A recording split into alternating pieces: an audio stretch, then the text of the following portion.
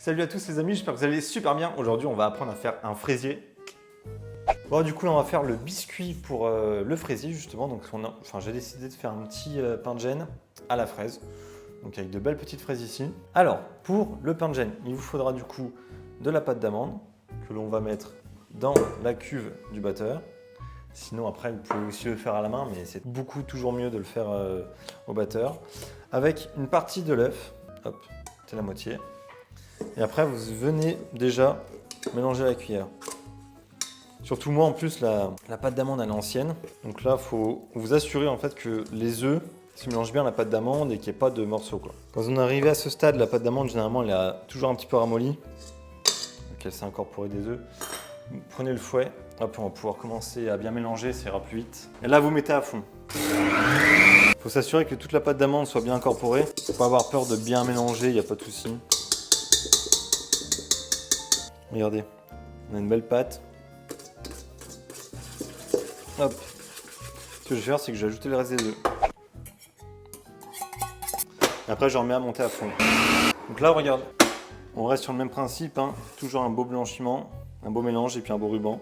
Ensuite, ça va être assez simple. Là, on va attaquer le mélange du biscuit, justement. Là, on ajoute les poudres. Donc les poudres, c'est un peu de farine et de la levure chimique. Après, vous mélangez, donc doucement pour faire retomber le mélange qu'on a fait monter justement au fouet. Dès que vous avez bien mélangé, on met une partie de ce mélange dans le beurre. Et après, vous ajoutez le beurre. C'est super simple comme biscuit. Et après, là, vous mélangez. Une fois que votre mélange est homogène, on va le mettre dans le cadre, enfin dans le cercle. Donc là, généralement, il est assez liquide, donc il va s'étaler de lui-même. Mais sinon, vous essayez de l'étaler un peu, qu'il reste bien droit. Et après, vous prenez les morceaux de fraises. Donc voici comment je les ai coupés. Après, vous venez en disposer, histoire qu'il y en ait un peu de partout, qu'à chaque bouchée, on puisse avoir un bout de fraise, justement. Après, ça part au four, donc toujours à 180 degrés. Et pendant déjà bien 15 minutes. Hop, bye bye. Du coup, pour le fraisier, l'étape suivante, ça va être la crème pâtissière, qui va nous servir justement à faire la mousseline, qui va être justement la crème pour le fraisier. Alors, hier j'ai fait l'infusion, donc c'est-à-dire que j'ai mis le lait, la crème avec une gousse de vanille. Et comme ça, j'ai gratté la gousse. Une fois qu'elle était grattée, je l'ai laissée reposer une nuit en fait, pour que tous les arômes à froid se développent. Donc là, comme ça, vous prenez la gousse, et après vous venez l'essuyer en fait, et vous la mettez de côté. Une fois qu'elle est utilisée, au lieu de la jeter à la poubelle, le mieux c'est en fait de la laver à l'eau, vous la lavez à l'eau. Et après, on peut très bien s'en servir comme poudre de vanille, justement. Et dans les autres vidéos, on peut voir que la poudre de vanille, j'en ai mis dans la guimauve, j'en ai mis dans des pâtes sucrées. On peut en mettre vraiment de partout. Alors, vous allez renverser ça, enfin transvaser dans une casserole. Donc, je répète, hein, lait, crème et vanille. Et il faut mettre à bouillir. Ensuite, ici, il y a les poudres. Donc, c'est-à-dire qu'il y a eu farine, maïzena, sucre. Il faut toujours les mélanger ensemble. Et ensuite, là, j'ai incorporé les jaunes d'œufs. Hop, et là après, une fois que le lait va bouillir, on va mettre une partie du lait dans ce mélange, on va mélanger et après on mettra tout dans la casserole, qu'est-ce que ça épaississe. Hop. Voilà, donc là il faut juste attendre qu'il bout et après on reviendra là-dessus. Alors, là on a une ébullition justement du lait, il est en train de bouillir. Donc, on verse une partie du lait dans le premier mélange. Hop. On mélange ça, hors du feu, on ajoute au lait et on corne bien. Et ensuite, on se remet bien sur le gaz et là on ne s'arrête jamais de mélanger. Jamais, jamais, jamais. Et normalement, si le lait est en train de bouillir, ça ne va pas mettre longtemps à épaissir. Vous avez vu là? Ça se tient bien. Et là, une fois qu'elle est comme ça, hop, vous l'arrêtez et on vient ajouter le beurre. Donc, le beurre hein, qui va lui donner de l'onctuosité en bouche. Et là, il faut bien s'assurer que tout le beurre soit fondu. Hop. Un pâtissière lisse, un peu fluide. Dès que c'est comme ça, pour la débarrasser, il faut toujours sur du film. Hop là. Et après, il faut directement la mettre au frigo pour qu'elle refroidisse. Et là, moi, je viens de l'enrouler de film. J'ai mis attention que ça coule pas sur les côtés. Et là, il faut vraiment jusqu'à ce qu'elle soit froide. Alors là, du coup, le pain de gêne, il est cuit, donc on va le sortir du four. Bien sûr, on ne voit plus les fraises, mais elles n'ont pas disparu. Donc là, le pain de gêne, l'avantage de ce biscuit, c'est qu'il est super moelleux. Comment on reconnaît si un biscuit est cuit? Ah, ça, c'est une bonne question. Il y a le couteau, comme j'ai fait ici, mais aussi, genre par exemple, quand j'appuie, ça revient. Ça ne s'écrase pas. Et là, il est super beau. Pour le pain de gêne, on va le laisser refroidir tranquillement. Alors, du coup, on va réaliser la mousseline.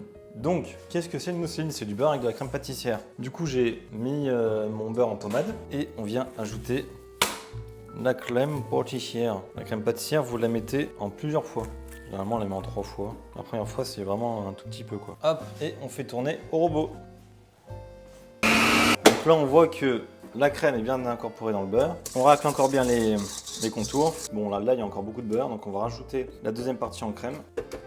Et là, vous remettez à la main. Toujours à fond, on incorpore de l'air. Donc là, on revient au même principe. La crème est bien incorporée. On racle encore les bords pour être sûr qu'il n'en reste pas. Et là, on finit. Donc là, j'ai bien fait monter la mousseline. Du coup, là, on va monter le fraisier. Donc, en gros, j'ai détaillé mon biscuit. Vous mettez votre biscuit au centre. Et ensuite, alors là, il faut sélectionner les fraises. Il faut des fraises de taille moyenne, quoi. Et après, vos fraises, vous les coupez en deux, comme ça. Et vous venez les plaquer tout simplement ici. En fait, il faut bien les plaquer. Après, on viendra les fixer avec la crème. Vous allez voir. Ah, d'ailleurs, je vous ai pas expliqué quelque chose. Là, autour, j'ai mis, en fait, c'est du papier cuisson, en fait. Ça va permettre de pouvoir le démouler tranquillement. Et si vous ne le mangez pas, par exemple, tout de suite, eh ben, ça va pas sécher la crème. Donc là, forcément, hein, plus vos fraises sont bonnes, meilleur sera votre fraisier. Donc, petite poche à douille. Hop. On remplit la poche. Hein. Du coup, on le centre sur l'assiette. Et là, on va venir mettre de la crème mousseline déjà sur la base ici. Hop. Et ensuite, on fait un cordon sur les fraises. Hop. Avec la petite cuillère ou une spatule, hein, vous venez épouser. Donc en fait, on appelle ça chemiser. Donc il faut coller en fait, bien faire monter. Puis ça permet aussi de chasser les bulles d'air. Hop.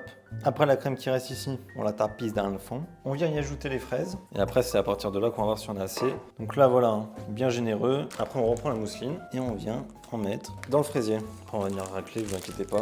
Alors, j'ai trouvé que ça pour racler. Mais bon, si vous avez une grande spatule, ça fera bien mieux le taf. En fait, le but déjà, c'est déjà de lisser. Là, vous avez un fraisier qui est lisse et qui est prêt à être mis au frigo pour encore être mangé. Le fraisier est presque fini. Après, on fera la petite décoration. Et on le met au frigo jusqu'à, ouais, peut-être pendant 1 à 2 heures. Allez hop, bye bye. Bon alors du coup maintenant pour le fraisier, on va pouvoir le finir. Alors, il y a plusieurs méthodes de le finir. C'est soit vous mettez un disque de pâte d'amande dessus, comme on peut le voir des fois dans certaines boutiques. C'est pas ce que je préfère parce que ça apporte déjà beaucoup de sucre et puis la pâte d'amande c'est pas trop mon kiff, surtout celle qu'on achète dans le commerce, c'est pas la meilleure. Du coup, ce que j'aime bien faire, c'est un nappage à la fraise. Alors après, hop, du coup, ce que je fais, c'est que là, les fraises qui me restaient, on va les foutre là-dedans. J'ai mis à chauffer le nappage. Donc là, l'idée, c'est juste de le faire fondre, pas de le faire bouillir ou autre. Faut juste le mettre à température, en fait. Je verse ça sur les fraises et après, on vient mixer. Donc, on reprend le fraisier, justement. Je reprends ma spatule préférée. Hop. Et là, on vient mettre une petite couche.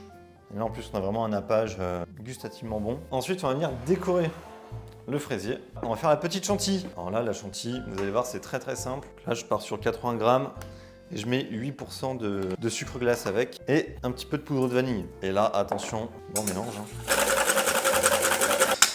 Voilà, la chantilly, elle est finie.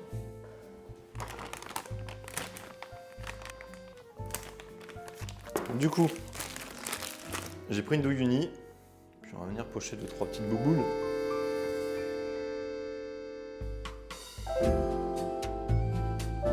Hop. Après, on prend les fraises. Je viens déjà les couper en deux. Je viens disposer comme ça. En fait, on s'appuie contre les bouboules, justement. Vous pouvez en mettre un petit peu ici si vous voulez. Des fois, ça sert à rien de vouloir trop en mettre. Et bien voilà les amis, le fraisier est maintenant terminé. N'hésitez pas en tout cas à liker, commenter et puis partager la vidéo, à vous abonner à la chaîne, ça fait toujours plaisir.